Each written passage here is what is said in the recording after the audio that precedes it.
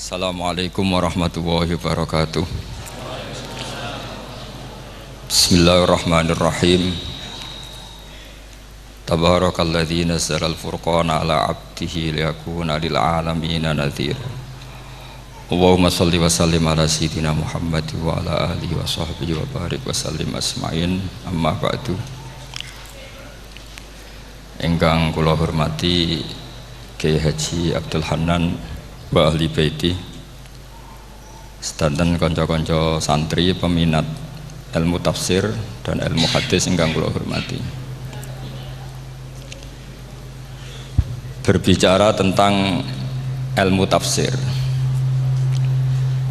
ada beberapa ulama yang menghindari kata tafsir karena makna tafsir itu memaknai atau menduga apa yang dikehendaki Allah. Tentu itu sulit. Satu, bahwa faktanya kita sudah tidak bisa komunikasi dengan Allah karena tidak ada wahyu lagi. Sehingga dari kehati-hatian ini pernah suatu saat Abu Bakar ditanya, ma makna abban fi qaulihi ta'ala wa faqihata wa abba.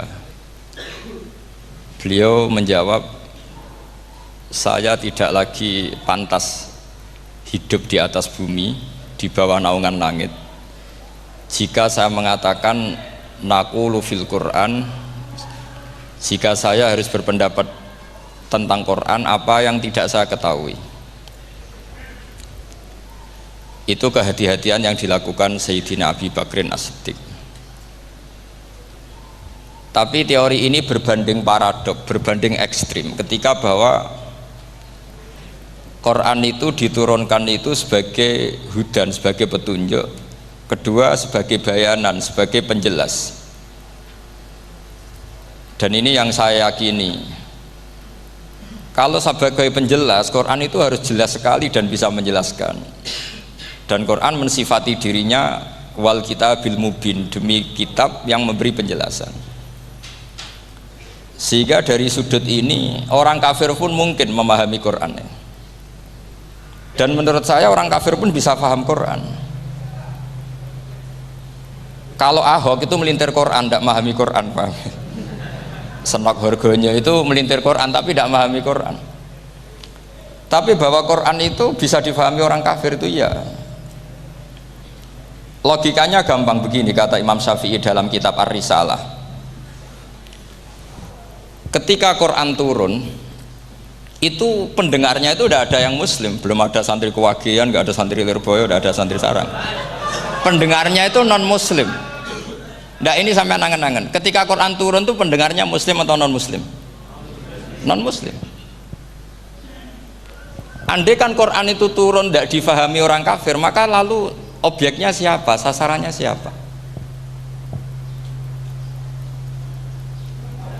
Lah sebab itu akan aneh kalau kita yang mondok, misalnya ngaji Idqon, ngaji Alfiyah, ngaji Ulumul Quran, apa saja, kemudian Anda tidak paham Quran, padahal orang kafir saja bisa paham. Nah ini tantangan bagi kita.